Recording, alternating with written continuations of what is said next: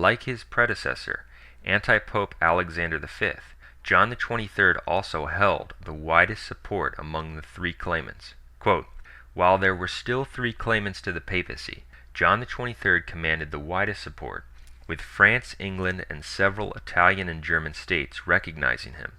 With the help of Louis of Anjou, he was able to establish himself in Rome." End quote. As we see, anti-Pope John XXIII was able to reign in Rome.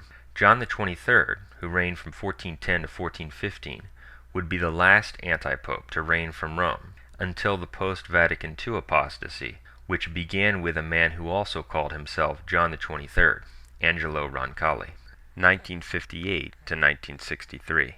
With regard to the first anti-pope John XXIII, during the fourth year of his reign as anti-pope, anti-pope John XXIII summoned the Council of Constance in 1414. It's quite interesting to note that the recent John XXIII also called Vatican II in the fourth year of his reign, 1962.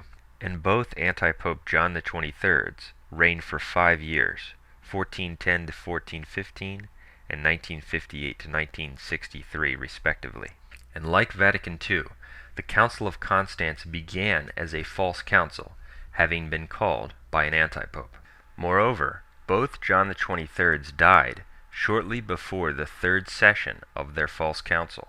So, to summarize the amazing similarities between the anti-pope John XXIII of the Great Western Schism, the second Pisan anti-pope, and the recent John XXIII who called Vatican II, both John XXIII's reigned for 5 years.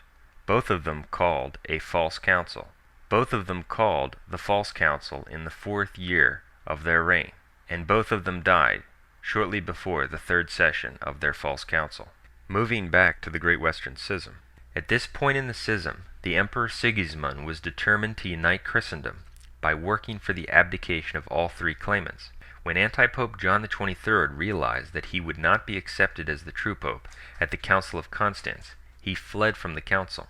Quote, "That evening Cosa fled Constance, riding on a small dark horse, in contrast to the 9 white horses behind which he had entered the city in October.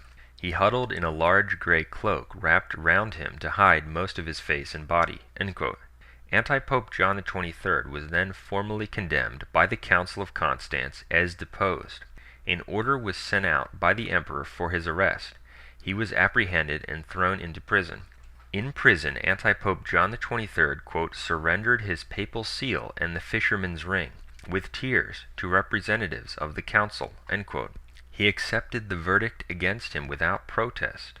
Quote, "When the Council of Constance reckoned in part or whole the 16th General, 1414 to 1417, had deposed John, it entered into negotiations with Gregory, who conveyed to it his willingness to abdicate, provided he was allowed formally to convoke the assembled prelates and dignitaries afresh as a general council.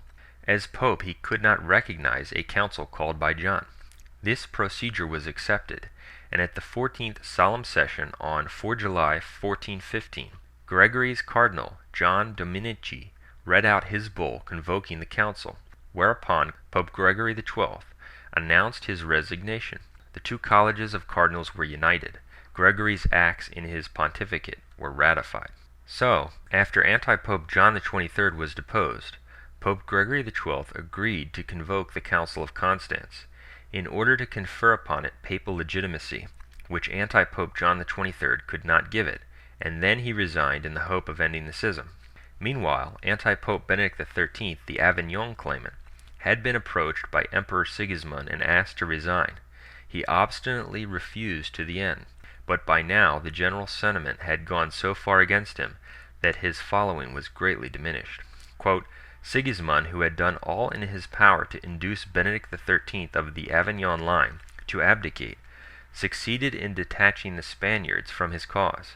Thereupon the council declared his deposition July 16, 1417." End quote.